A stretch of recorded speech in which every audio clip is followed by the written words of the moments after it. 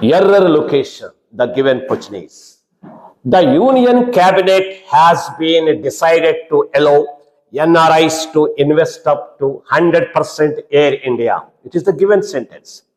4 భాగాలు చేశారు, ABCD, no error.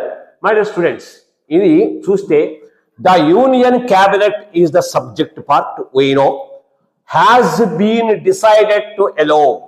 has been, has ఇచ్చారు, have or has ఇచ్చారు, been వచ్చింది, decided to V3 వచ్చింది.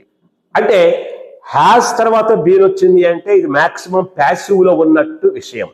మరి ప్యాసివ్ లో ఉన్నప్పుడు అది సబ్జెక్ట్ ఎలా ఉండాలి? సబ్జెక్ట్ ప్లేస్ లో ఆబ్జెక్ట్ ఉండాలి.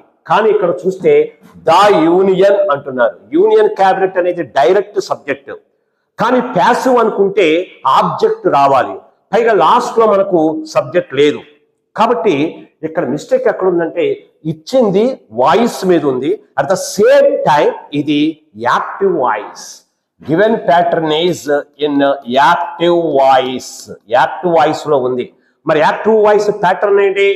సబ్జెక్ట్ ఉండాలి, మామూలు ప్యాటర్న్ హ్యావ్ ఆర్ హ్యాస్, తర్వాత బీన్ ఉండకూడదు, తర్వాత V3 ఉండాలి. Subject plus have or has, next V3 present perfect form. కాబట్టి ఇక్కడ బీన్ ఉండకూడదు. ఎర్రర్ పార్ట్ ఎక్కడ ఉంది అంటే బిలో ఎర్రర్ ఉంది.